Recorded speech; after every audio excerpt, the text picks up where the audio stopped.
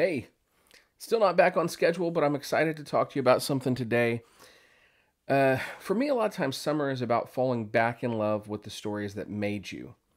And as I've mentioned recently, Harry Potter is one of those stories that sort of made me. It brought me back. It was a catalyst for me going back to school to become a teacher. It was a catalyst for me going back to school to become a school librarian. It's a catalyst for me and my passion for literature to share with other people.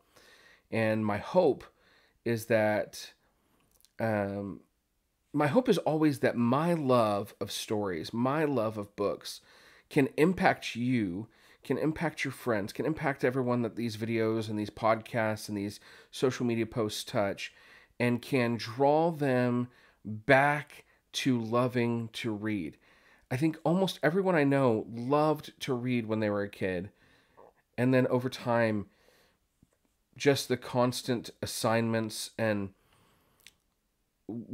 what symbolism did you get out of it? Not just enjoying the stories, it crushed the love of reading out of people. And I want to change that.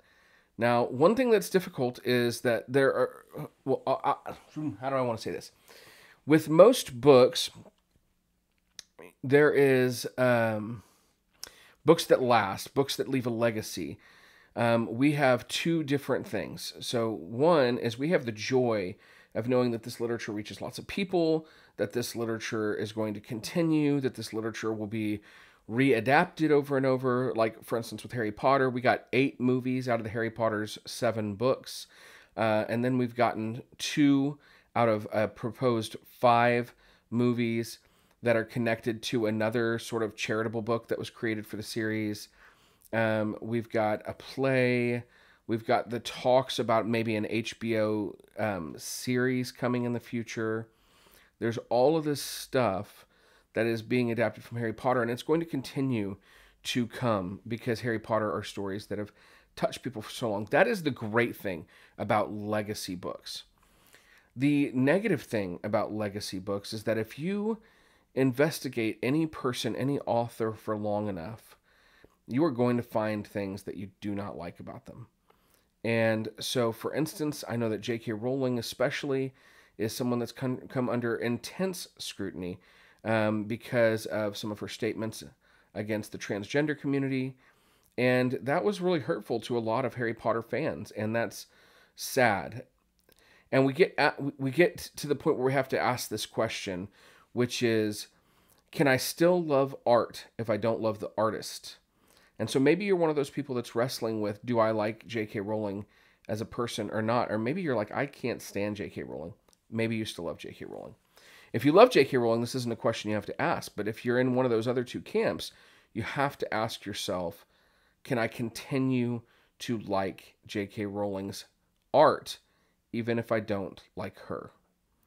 And you have to come to that conclusion. For me, the Harry Potter books is too important to let anyone take them away from me.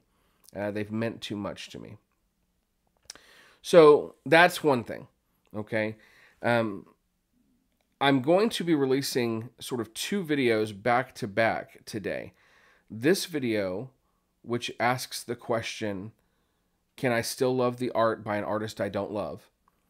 And a video that looks at the wonderful things about legacy literature, like the multiple adaptations. So, again, I hope that you come to a conclusion that satisfies you. For some people, if you've been personally wounded by the artist, it may be that you cannot pick this art back up, and that's understandable.